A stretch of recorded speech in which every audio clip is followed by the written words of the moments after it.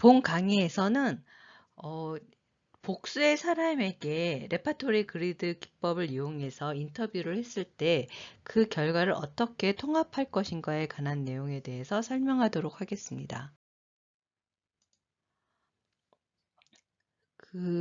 레파토리 그리드 테크닉으로 나온 그리드를 어떻게 통합할 것인지는 얼마나 동일한 엘리먼트와 컨스트럭트를 사용했는지에 따라 달라집니다. 즉 크게 세 가지로 나뉠 수가 있는데요. 엘리먼트랑 컨스트럭터를 전혀 다른 걸, 서로 다른 것들을 사용했을 경우, 그 다음에 엘리먼트를 동일한 걸 사용해서 인지구조를 도출했을 경우, 혹은 엘리먼트는 그 피응답자가 결정을 하게 하되 컨스트럭터는 이미 결정이 되어 있는 경우, 마지막으로 동일한 엘리먼트에 대해서 동일한 컨스트럭터를 이용해서 평가를 했을 경우로 나뉘어지게 됩니다. 그 타입 1, 즉 인지구조와 요소가 모두 다를 때, 즉 주제만 가지고 그 피응답자를 만나서 그 피응답자의 인지구조를 도출하는 상황인데요. 이게 어떻게 보면 레파토리 그리드 테크닉의 가장 큰 장점을 보여주는 반면에 좀 뭔가 분석을 하기는 제일 어려운 까다로운 상황이라고 할 수 있습니다. 예를 들어서 뭔가 내가 좋아하는 과일 이런 거에 대해서 레파토리 그리드를 실행을 하려고 한다. 그러면 피응답자한테 과일에 대해서부터 먼저 물어보는 거예요. 어떤 과일에 대해서 인터뷰를 하고 싶냐. 이런 경우가 되게 유용한 게, 예를 들어서 이제 뭔가 정책이라든지 시스템이라든지 사람마다 본인이 접해본 경험이 다르기 때문에 엘리먼트 자체가 모든 사람이 동일하게 적용할 수가 없을 거거든요. 예를 들어서 제 학생이 한 것 중에 하나가 증권 시스템, 모바일 증권 시스템의 UI를 분석하는 거였는데요. 사람마다 주로 사용해본 증권 시스템이 다 다르잖아요. 그래서 그거를 이제 그럴 경우에 두 가지 해결 방법이 있어요. 하나는, 첫 번째 방법은 시간을 주는 거죠. 일주일 정도 줄 테니까 시스템을 다 사용해봐라. 근데 그렇게까지 요구하기는 좀 어렵고, 또 결과 자체도 실제 평상시에 이용해보던 거랑 이 인터뷰를 위해서 굳이 사용해본 거랑은 결과가 좀 다를 수가 있잖아요. 그래서 제일 좋은 거는 사용해본 거를 그 사람이 사용해본 것을 엘리먼트로 정하고서 레파토리 그리드를 도출하는 게 더 나을 경우가 많습니다. 그래서 이런 식으로 엘리먼트 자체가 달라요. 사람마다 다 다른 거죠. 과일이라고 해도 주로 많이 먹어본 과일에 대해서만 해보면 좋겠지만, 그게 아니라 별로 안 먹어본 과일들이 있잖아요. 그런 과일들에 대해서도 도출을 하고 싶다 그러면은 사용자한테 원하는 과일을 다 적어보라고 얘기할 수가 있겠죠, 엘리먼트로. 그래서 여기서는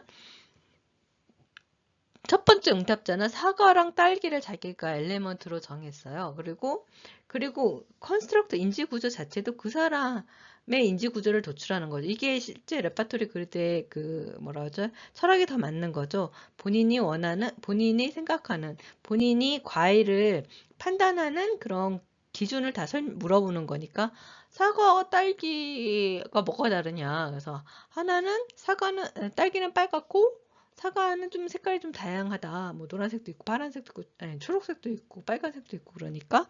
그리고 맛은 한쪽은 딸기는 좀 더 달콤하고 사과는 새콤하고 이렇게 다르다라고 주장을 했습니다. 이 의견에 동의 안 하셔도 상관없어요. 이건 그 사람의 개인 인지 구조이기 때문에. 그래서 다른 사람한테 물어봤더니 이 사람은 뭔가 우리나라 사람이 아닌가 봐요. 그래서 바나나랑 레몬이 제일 먼저 생각이 나고, 그래서 비교를 해보라 그랬더니 하나는 부드럽고 하나는 알갱이가 있다라고 얘기를 합니다.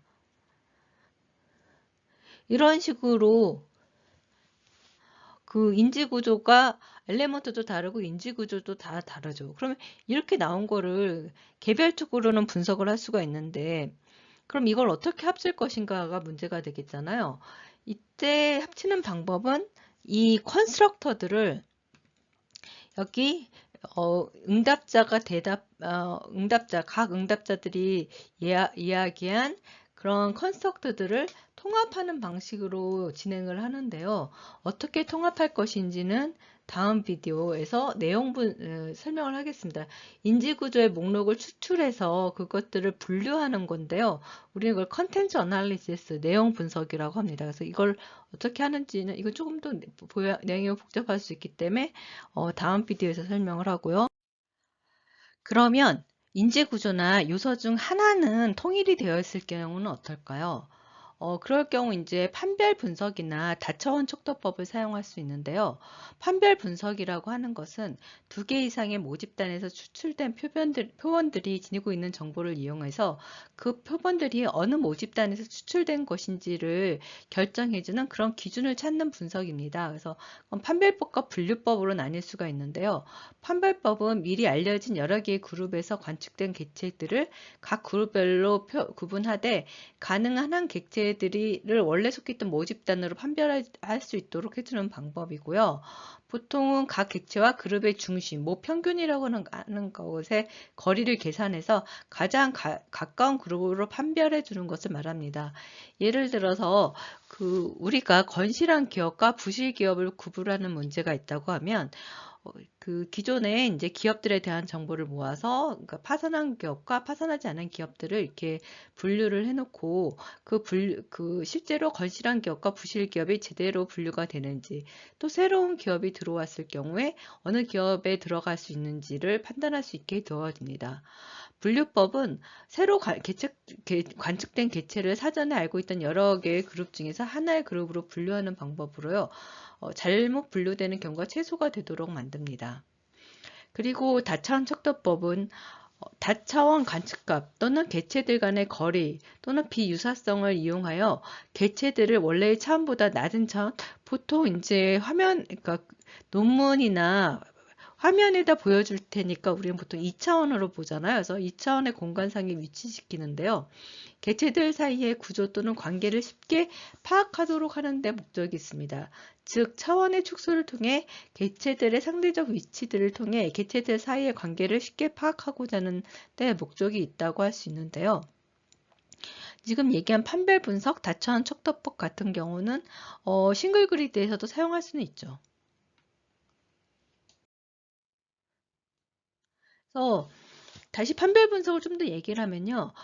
동일한 요소일 때랑 동일한 인지 구조를 가질 때 약간 이제 해석이 달라지는데 동일한 요소일 경우에는 요소 간의 유사성 같은 거 분석을 할 수가 있고요. 그 다음에 가장 이상적이라고 생각되는 요소를 저희가 하나 정해서 아이디어란 건 뭐냐라고 정의를 한 다음에 어떤 요소가 가장 이상적인 요소인지 이런 것들을 판단할 수가 있습니다. 즉 이상형에 가장 가까운 그러니까 이상형 요소 중에 하나를 무조건 이상형이라고 놓고 가장 이상형과 가까운 요소가 무엇인지를 판단할 수가 있고요.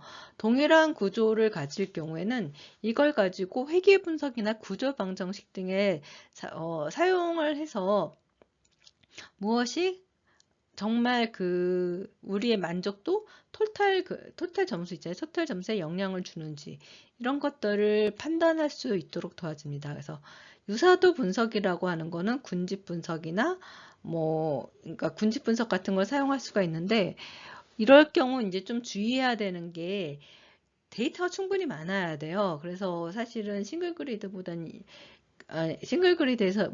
이제 멀티 그리드에서만 사용할 수가 있는데요. 보통 판별 변수 개수의 20배 이상이나 아니면 그리고 각 범주별 20개 이상이 관측이 되어야 됩니다. 그러니까 우리가 실제로 이때부터는 통계 분석이 가능하거든요. 멀티 그리드부터는. 그래서 그리드별로 통일시켜 놓은 거. 만약에 얘가 요소였다. 엘레먼트들이 같다 그러면 엘레먼트를 독립변수로 두고 그 다음에 그 컨스트럭터를 이렇게 로로 넣거나 아니면 만약에 우리가 컨스트럭터가 통일되어 있다 그러면 컨스트럭터가 독립변수가 되고 그 다음에 이제 엘레먼트들이 이쪽에 쭉 열거돼서 이걸 가지고 통계 분석을 하는 형식으로 되는데 이걸 가지고 이제 뭔가 우리가 묶는 작업을 한다 그러면은 판별 개수의 20배 이상 만약에 여기가 내가 요소를 통일시켰다 근데 요소가 10개다 그러면 최소한 컨스트럭터는 200개 이상, 더 많으면 더 많을수록 좋겠지만 최소한 10개의 엘리먼트를 가지고 분석을 한다면 컨스트럭터는 기본적으로 200개 이상이 나와줘야 된다라고 생각을 하시면 될 것 같고요. 그 다음에 더 좋은 거는 얘가 분류가 됐을 때 각각의 분류가 20개 이상이 되어야 되는 게 좋은데 이건 사실 분류를 해봐야 아는 거라 좀 어렵고 일단은 20배 이상, 통일시킨 것에 20배 이상의 데이터가 나와줘야 된다라고 생각하시면 됩니다. 만약에 모든 그리드 인지 구조와 요소가 동일하다 그러면 통계적으로 분석할 수 있는 건 되게 많은데 대신 단점은 개인의 그런 뭐랄까요? 개인의 생각은 잘 드러나지 않아. 이거는 연구자가 이미 엘리먼터랑 컨스트럭터를 다 도출했다는 거기 때문에 레파토리 그리드의 뭐랄까 장점은 좀 덜 살아나는 것 같아요. 그래서 그럼에도 불구하고 얘를 많이 사용하는 이유는 얘가 통계 처리가 가장 쉬울 뿐만 아니라 나중에 이제 기본적으로 한 20명에서 30명에 대해서 레파토리 그리드를 실행을 해가지고 컨스트럭터가 좀 나왔다. 그러면 걔네들을 정리를 해서 타입 1, 2를 타입 1이나 타입 2로 분석한 내용을 이제 대규모 설문조사 이거 같은 경우 타입 3 같은 경우는 인터뷰가 아니라 보통 설문조사를 하는데 설문조사에서 좀 더 통계적으로 유의미한 값을 내고자 할 때 사용하기도 합니다. 이걸 사용할 때는 주로 이제 중앙값을 이용해서 그리드를 합친 후에 싱글 그리드 분석을 하는 방법이 있고요. 아니면 타입 1이나 타입 2에서 했던 내용 분석도 할 수가 있고 아니면 아까 얘기했던 판별 분석 그런 거 다천 분석 이런 거 다 할 수도 있고 그다음에 그리드별로 유사도를 분석을 해가지고 어느 그리드가 비슷한지 그래가지고 그 유사한 그리드의 특징이 어떤 건지 예를 들어서 유사한 그리드들을 묶어봤더니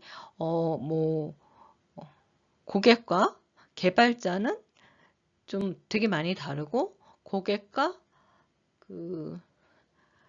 프로젝트 매니저들의 그리드가 유사하다. 이런 식으로 결과를 낼 수도 있거든요. 그런 그리드 분석도 할 수가 있고요. 그 다음에 인지 구조들 간의 공통성들을 검증할 수도 있습니다. 네. 그래서 여러분들이 레파토리 그리드를 실행을 하고 나서 본인이 실행한 레파토리 그리드 테크닉이 뭔지에 따라서 타입 1, 2, 3 그 셋 중에 무엇인지를 보고 본인이 분석할 수 있는 것이 무엇인지를 결정할 수가 있습니다.